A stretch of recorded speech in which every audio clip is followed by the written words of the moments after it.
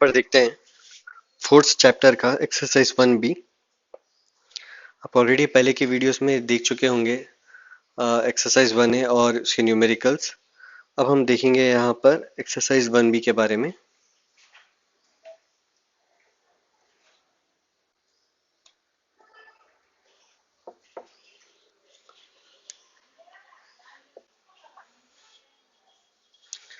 सो पहला question, state the condition when the force produces translation motion, rotational motion. देखिए, जब खाली बॉडी फ्रीली मूव कर रहा तो उसको बोलते हैं हम ट्रांसलेशन मोशन। अगर आप बॉल फेंक रहे, आप सीधा वो रोटेट हो रहा तो वो ट्रांसलेशन मोशन में। लेकिन अगर उस बॉडी को ही क्या करें, आप एक पॉइंट सेंटर पॉइंट पे लगा दिए, पाइवट कर दिए या रोक दिए, जब आप उसको मूवमेंट में लेंगे तब वो आएगा आपका रोटेशनल मोशन। तो जब फ्रीली मूविंग बॉडी है तब वो हो जाएगा ट्रांसलेशन मोशन। और जब पाइवेटेड, मतलब देखिए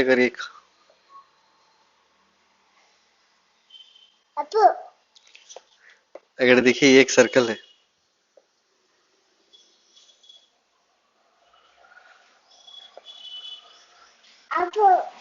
अब ये सर्कल को क्या करें, यहाँ पे एक सेंटर है, इस फिक्स कर दी, इसको बोलते हैं पाइवेटेड। ओके, तो ये करने के बाद जब आप फिर आप बॉडी को मूव करेंगे तब वो आएगा रोटेशनल मोशन में। सेकेंड क्वेश्चन है यहाँ पर,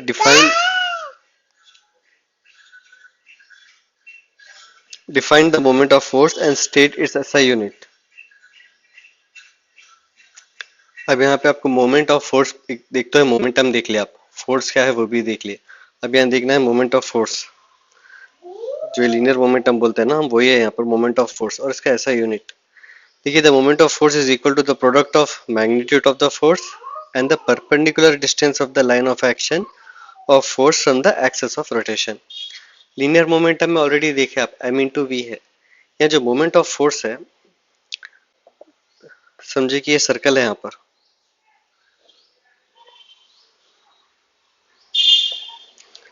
ठीक है। अब यहाँ पे फिक्स कर दिया पॉइंट, तो फिक्स करने से क्या होता है, पाइवोटेट करने से अब रोटेशन होगा आपका ऑब्जेक्ट। जब रोटेट होगा यहाँ पर, तो यहाँ पर मोमेंट ऑफ फोर्स क्या रहेगा बोले तो प्रोडक्ट ऑफ, एक तो फोर्स, और समझो यहाँ पर फोर्स लगा रहे आप, इस डायरेक्शन में फोर्स लगा रहे, एक तो दिस इंटू ये परपेंडिकुलर डिस्टेंस, ये फोर्स जहाँ पे लग रहा, समझो टेंजेंशियल पे लग रहा, इसका रेडियस दे देंगे आप। तो moment of force is nothing but magnitude of force into distance from the centre. समझिए अगर फोर्स यहाँ पे लग रहा,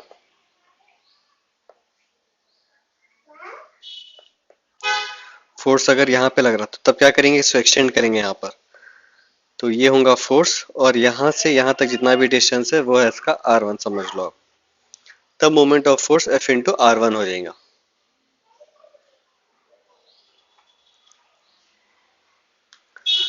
नेक्स्ट क्वेश्चन है,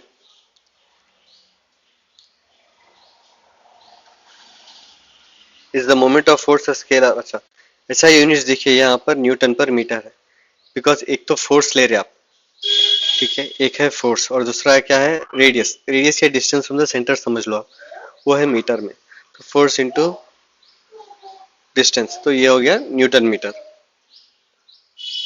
क्वेश्चन नंबर थर्ड है, is the moment of force scalar और vector.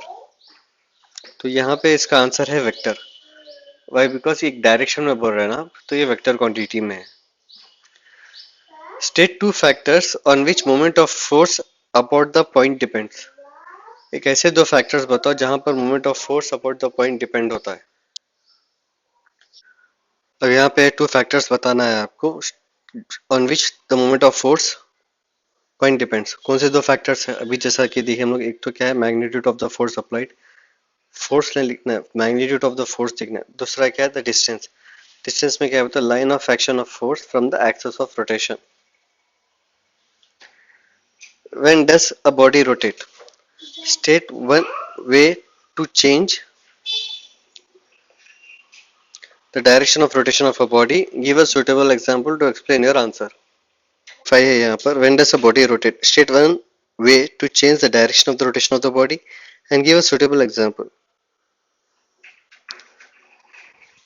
When a body is pivoted, पहली बात क्या है, आपकी बॉडी का एक पाइवेटेड एक सेंटर पॉइंट पे उसको फिक्स कर दिए, तब क्या होगा, बॉडी खुद ब खुद रोटेट होना स्टार्ट होती है, आप कहीं से भी फोर्स लगाओ।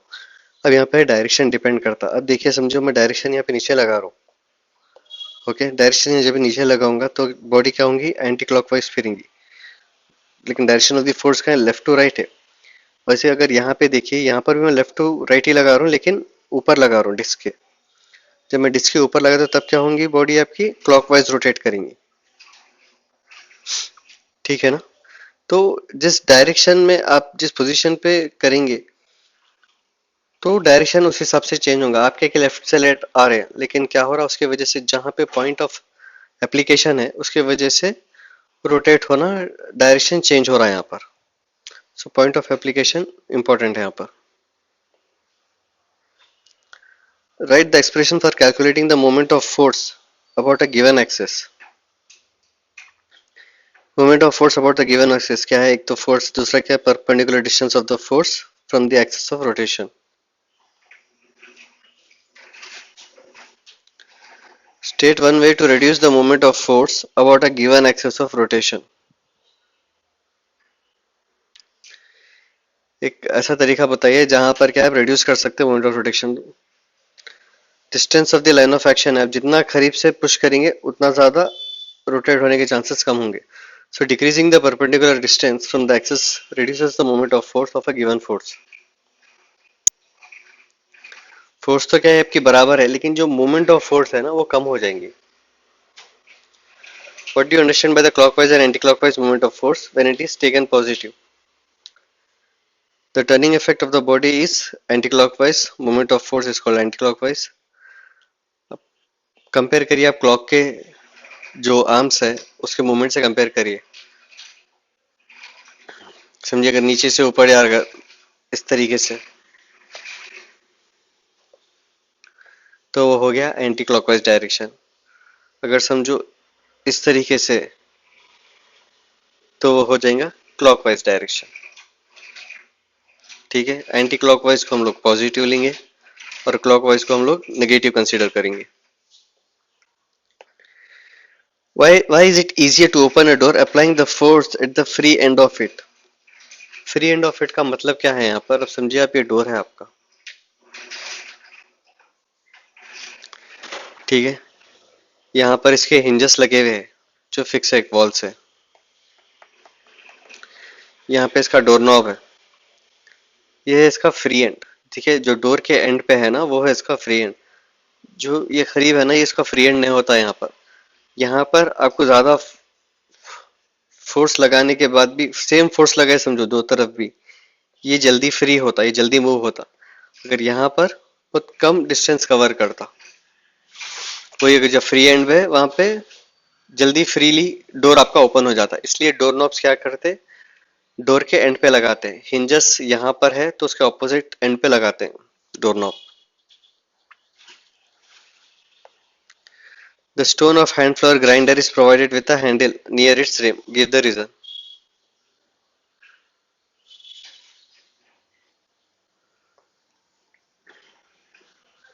अब आप देखे होंगे स्टोन ग्राइंडर,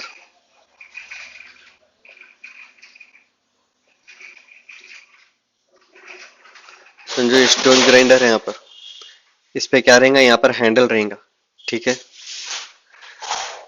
ये हैंडल को क्या करते हैं, यहाँ पर एंड में फिक्स करते हैं, end of the end point पे। वाई, बिकॉज एंड पे फिक्स करने से क्या है, इसका मोमेंटली इजी फ्री होता, moment of force easy free रहता।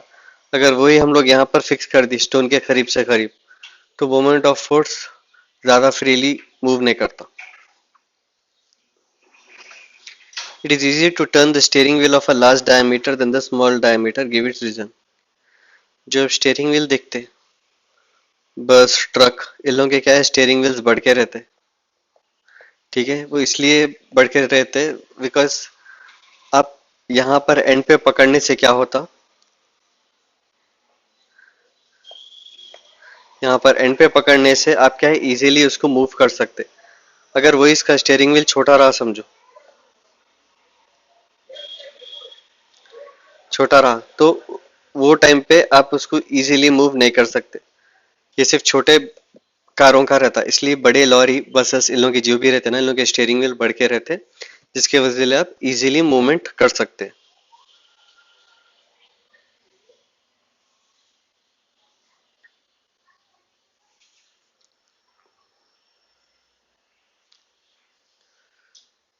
दूसरा है यहाँ पर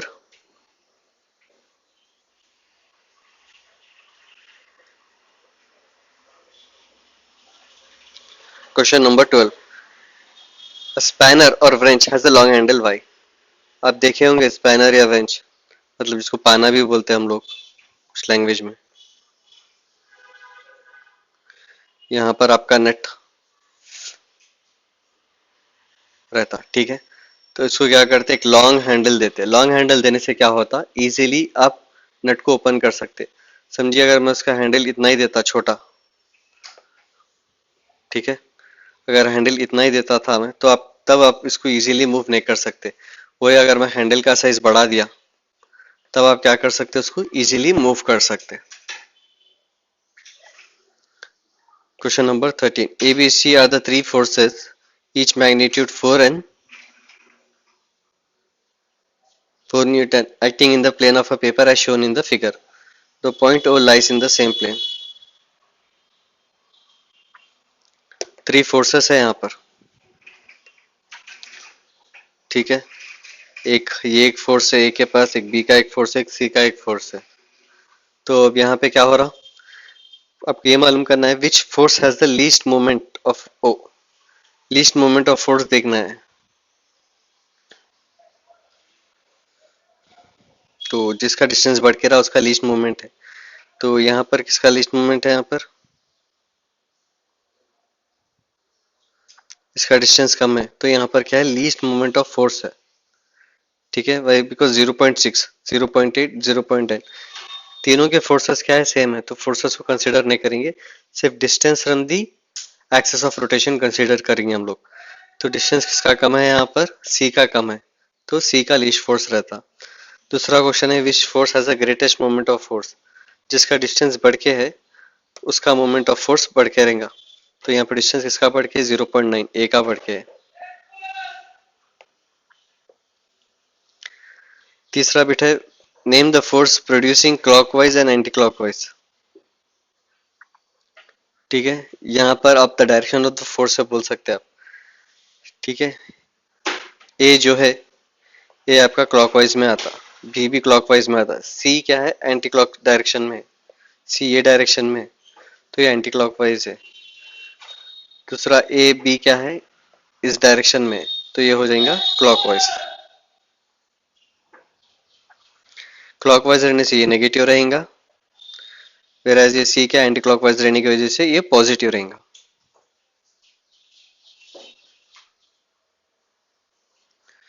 फोर्थ बिट है what is the resultant torque about the point O. Resultant torque मालूम करना है। तो रिजल्टेंट टॉर्क क्या है यहाँ पर, sum of the torque due to the vector A B C. तो जहां पर आप क्लॉकवाइज ले रहे हो उसको नेगेटिव लेंगे, यहाँ पर जहां पर एंटी क्लॉकवाइज ले रहे हो उसको पॉजिटिव लेंगे। तो ये हो गया 4 × 0.9, दूसरा हो गया 4 × 0.8 और ये हो गया 4 × 0.6।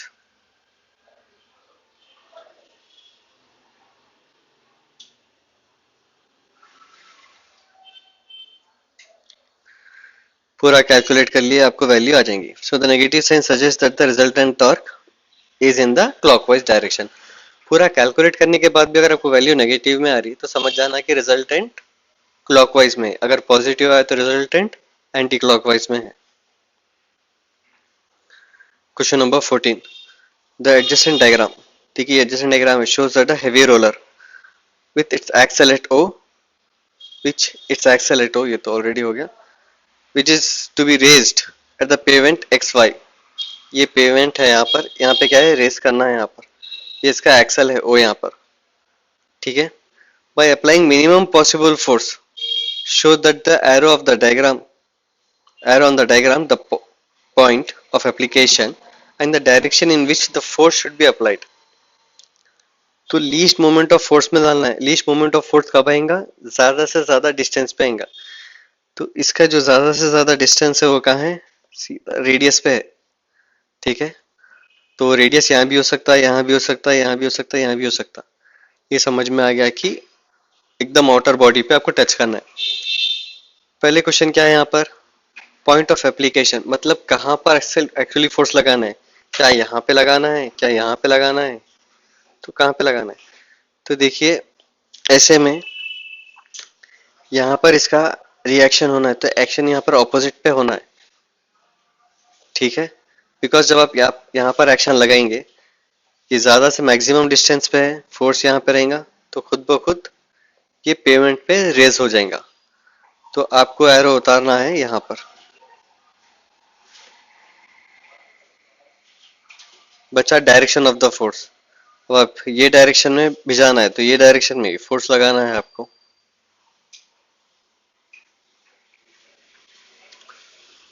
Question number 15। A body is acted upon by two forces, each of magnitude F, but in opposite direction. State the effect of the forces if both the forces act in the same point of the body. दूसरा है B, the two forces act at two different points of the body at a separation R. Question एक बार फिर से पढ़ेंगे हम लोग। A body is acted upon by two forces, दो forces लगा रहे हैं आपको, फोर्सेस का मैग्नीट्यूड दे दिया आपको F यहाँ पर, लेकिन इंपॉर्टेंट बात क्या है यहाँ पर, ऑपोजिट डायरेक्शन में है, ठीक है। तो दो फोर्सेस है, अगर ऑपोजिट डायरेक्शन में समझो दो बॉल है, ठीक है, सेम साइज के है, सेम कंपनी के है, अगर आप वो दो बॉल को एक दूसरे की तरफ ऑपोजिट डायरेक्शन में कर रहे हैं तो क्या होगा, एक ही डायरेक्शन पे रुक के रहेगा वो एक ही पॉइंट पे। लेकिन अगर फुटबॉल है और टेनिस बॉल है तो तब क्या होगा, जहां पे ज्यादा बॉल मास है, वो जिस डायरेक्शन में जा रहा है उस डायरेक्शन में बॉल मूव हो जाएगा। तो पहले तो लिख के बोथ फोर्सेस आर सेम, तो मतलब F minus F, opposite opposite. दूसरा बिट है the two forces act at different point of the body at separation are.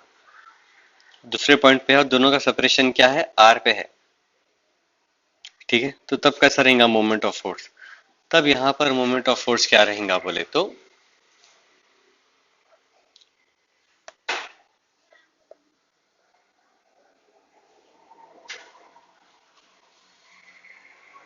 समझो यहां पर F लग रहा और ये ऑपोजिट डायरेक्शन में F है, इन दोनों के बीच का डिस्टेंस है R। तो तब क्या करेंगे हम लोग, magnitude of the force into distance from the axis of rotation. तो यहाँ पर आप r/2 ले लो सेंटर, यहाँ पर r/2 ले लो, F r/2 प्लस r/2, ये हो गया F इंटू 2r/2, तो ये हो जाएगा Fr,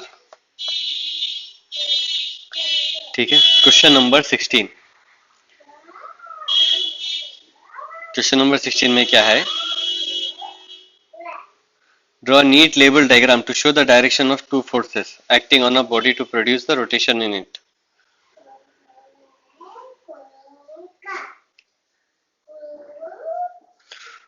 Also mark the point about which rotation takes place by the letter O.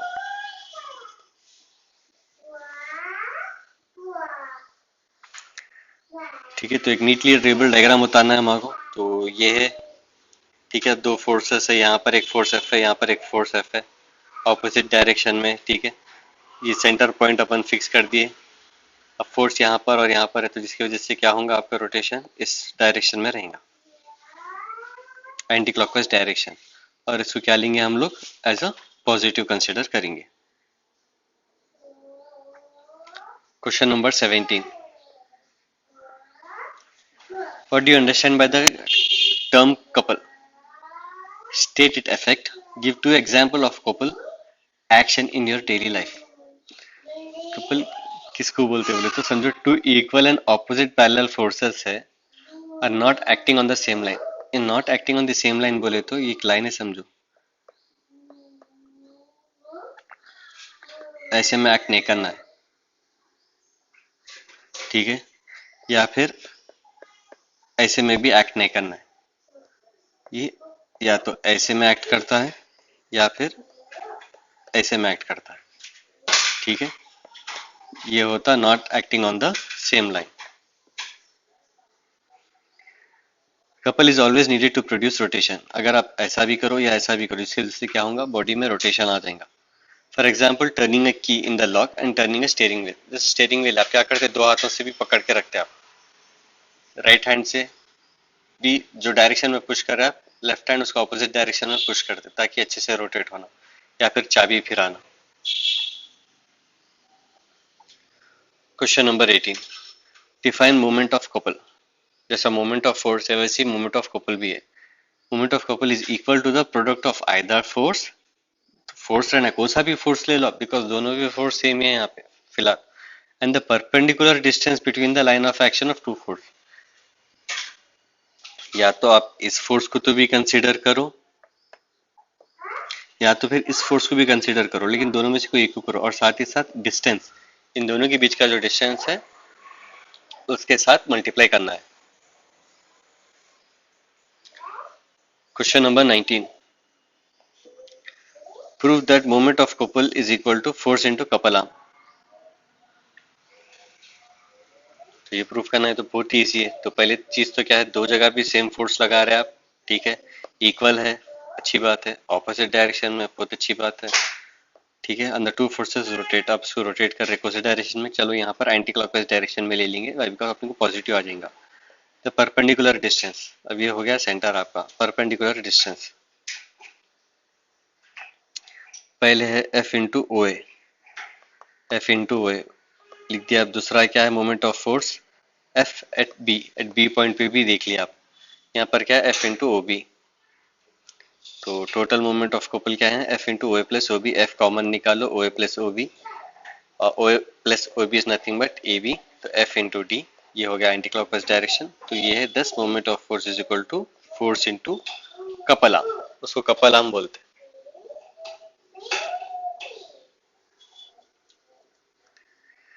What do you mean by equilibrium of a body.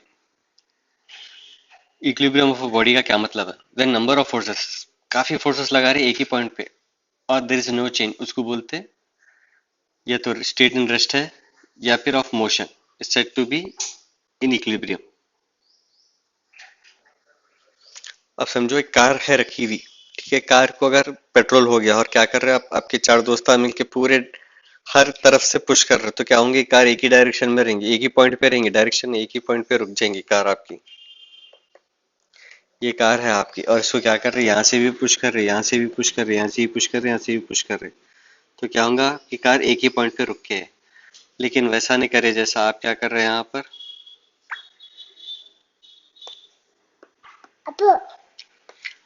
वैसा नहीं करे जैसा आप, एक कार है, अब इसको क्या कर रहे हो आप, पूरे एक ही ये डायरेक्शन में पुश कर रहे हो आप, तो तब क्या होगा, ये मोशन में आएगा, तो इसको बोलते हैं हम इक्विलिब्रियम। क्वेश्चन नंबर 21 है, स्टेट द कंडीशन। अब यहाँ पे क्वेश्चन है, state the condition when the body is in static, dynamic, equilibrium. Give one example each of static and dynamic equilibrium. तो ये है when a body remains in the state of rest under the influence of applied force. समझिए book है, आप book को क्या कर रहे हैं, आप टेबल पे रख दिए, तो ये क्या है, स्टेट ऑफ रेस्ट में ही है। बुक क्या है आपका, स्टेट ऑफ रेस्ट में रखा हुआ है। बुक का फोर्स टेबल पे है, टेबल का फोर्स बुक पे है, दोनों एक दूसरे पे फोर्स अप्लाई कर रहे हैं, दिख के नहीं आ रहा, लेकिन बुक क्या है यहाँ पर, रेस्ट में। दूसरा डायनामिक में क्या है बोले तो, the body remains in the same state of motion, motion में रहता, जैसा रेन ड्रॉप है जो ऊपर से आता रहता, जो मोशन में ही है वो, और इसको बोलते हैं हम डायनामिक। स्टैटिक का मतलब है रुका हुआ, डायनामिक का मतलब है चेंज होते जा रहा। Question number 22, state two conditions of a body acted upon by several forces to be in equilibrium। Question number इसका सोल्यूशन है, for a body to be in equilibrium, पहला क्या कंडीशन है बोलते, द रिजल्टेंट फोर्स क्या है, पूरों पे zero रहना इक्वल। जैसा आपको मैं कार का एग्जांपल बताया यहाँ पर, समझिए कार है यहाँ पर, ये पूरे फोर्सेस लगा रहे, इक्वल फोर्सेस है समझ लो आप, एग्जाम्पल, और इसका रिजल्टेंट फोर्स क्या रहेगा, जीरो रहेगा, तो बॉडी क्या इक्विलिब्रियम में।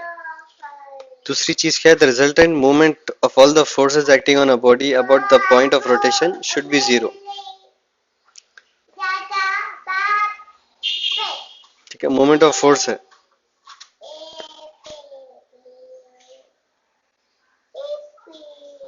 अब समझिए, ये सर्कल है, सर्कल का पॉइंट है, यहाँ से एक जन फोर्स लगा रहे, यहाँ से एक जन फोर्स लगा रहे, दोनों सेम फोर्स है। ठीक है, तो यहाँ पे क्या है, कुछ भी मूवमेंट नहीं आएगा, तो मतलब तभी भी बोल सकते हैं कि इक्विलिब्रियम में है। State the principle of moment, give one device as application of it. According to the principle of moment, if the algebraic sum of moment of all the forces acting on a body about the axis of rotation is zero, the body is in equilibrium. A physical balance or beam balance work on the principle of moment. जैसा कि मैं बोला, देखिए यहाँ पर दोनों भी force है। अगर समझो आप इस तरीके से, और फोर्स ये डायरेक्शन में है, दो फोर्सेस भी, तभी भी क्या इक्विलिब्रियम में। एग्जाम्पल समझने के लिए आप ये फिजिकल बैलेंस है समझो। यहाँ पर ये तराजू है, तराजू पे क्या कर रहे हैं आप, चीज रख रहे, सेम वेट, यहाँ पर 1 kg का वेट रख के आप, और यहाँ पर 1 kg का सामान रख के, तो जिसकी वजह से क्या होगा, यहाँ पर इक्वल बैलेंस बताएंगे। ये भी फोर्स डाउनवर्ड है, ये भी फोर्स डाउनवर्ड है।